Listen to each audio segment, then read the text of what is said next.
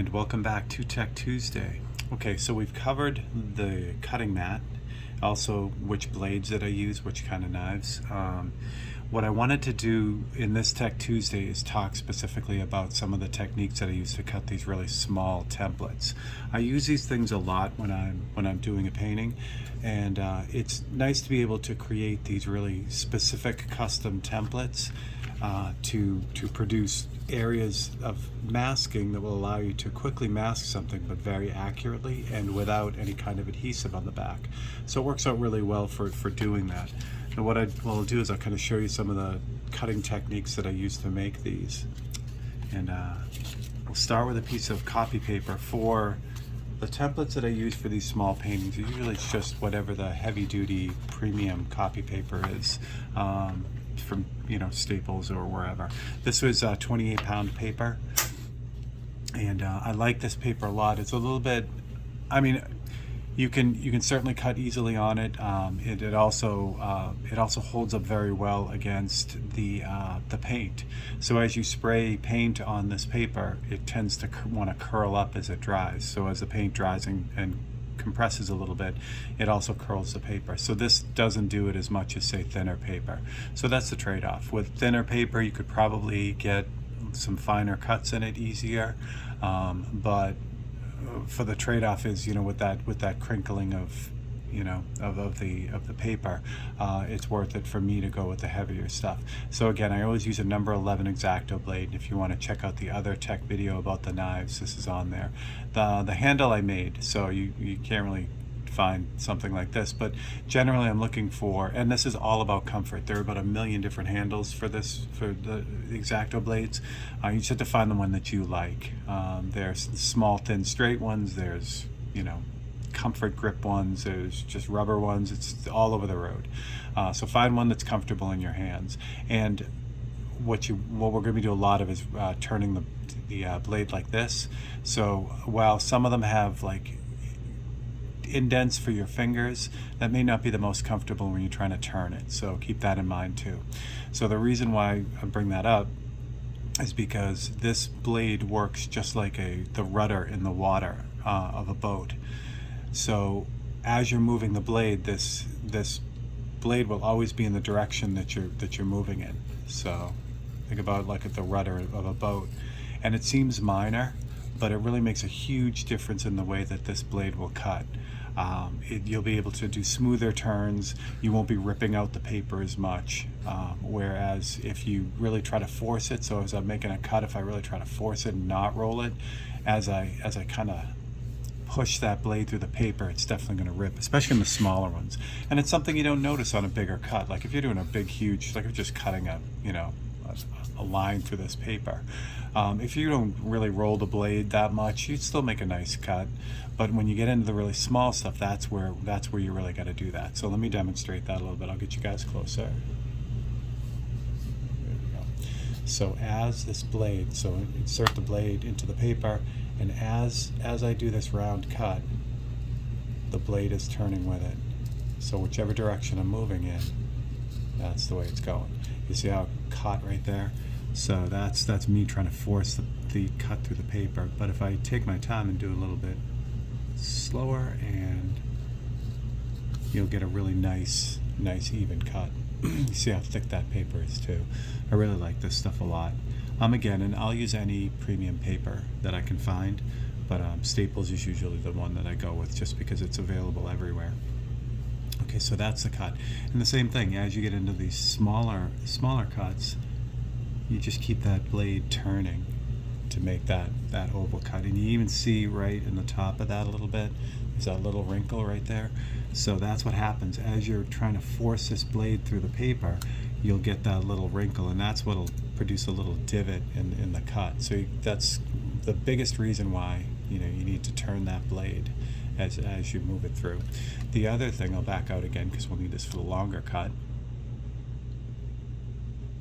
Okay, so for a longer cut, same thing. I'll turn the blade as I move it across.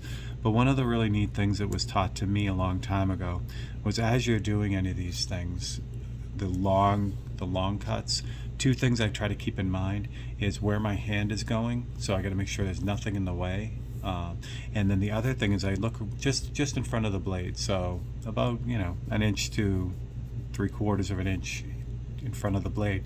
So that way as I'm cutting, I'm looking at where I'm going more than where I'm at.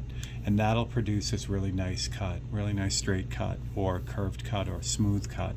If I'm looking right at the blade, the way it was described to me was, it's very much like when you're driving. You don't look right at the end of the car, at the end of the hood, because you'll crash. You're looking ahead and down the road. It's the same exact principle here. You just keep your eye ahead so you know where you're going as you're making this cut. And it produces a really nice, you know, smooth cut. So the other thing is range of motion too. My hand works really well this way as I'm pulling the knife to me. It also works on this angle too, and most angles in between. But where it doesn't work good is like pulling it this way. So the option there is to always turn the paper so that you're constantly making this cut in range of motion. Now in a circle you don't have that option. You can't really turn the paper while you're cutting. It won't produce the right, you know, the right cut. So you just got to make sure that your hand has plenty of room to move and it's not really being obstructed by anything. And it's huge. You know, it's something you don't think of when you're just working, especially when you're kind of zoned in. But keeping your eye on things is really good. A little bit of a safety note too. What I'll often do too is I'll hold the paper down, basically holding the paper down as I'm cutting away. So I do this especially if I'm doing like cuts that connect like this. It just holds the paper from getting wrinkled up as I'm cutting. One really important note is now you're in close proximity to your finger, and I know what everyone's saying, so I will never cut myself, but trust me. It happens all the time. So be aware of the path of the blade. More importantly, be aware, imagine that the knife is going to slip, and look ahead of it to where it's going to go. So if I'm doing something like this, even if I'm cutting a small triangle, if this knife slips, it's going to run right across my finger. I know that seems super basic, but trust me, you get zoned in on doing what you're doing, and that's when the accident happens, not when you're planning it. So keep that in mind too. Okay, so turning the blade is real important, and also keeping that range of motion is also real important. So angle of the blade makes a big difference too. If I'm doing a longer cut, my blade is usually down. You can see the shadow here. It's usually down at about a 35 to 45 degree angle, right about there. The only time I lift it up is as I'm getting to a really tight corner. Then the blade will come up, so I'm using just the end of the blade like that. And I'm still turning it. But if I'm doing a long cut, this blade stays down. It just helps, gives a little bit more stability as I'm moving that blade through, and you don't get the chance that this will rotate as much. If you're down lower, even a rotate with the blade won't really change that cut. So I mean, I'm exaggerating here, but you get the idea. So if this blade is wobbling this way, I'm still going to get a nice straight cut. But if I'm up high like this, it's actually going to work like what we were just talking about. It'll produce a crooked line because the blade will be determining where that cut goes.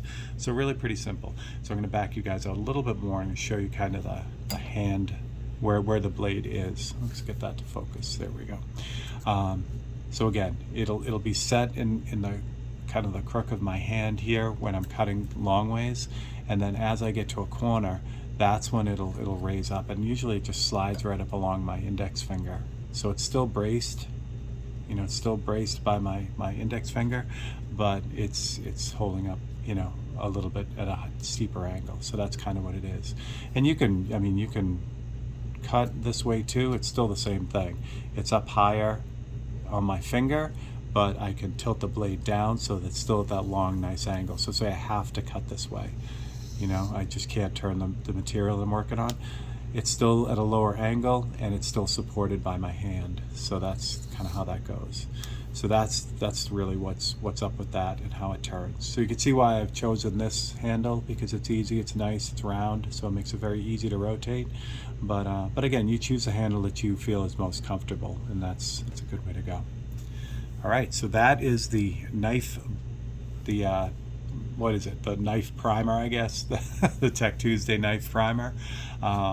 Again, real important notes. Always have a sharp blade.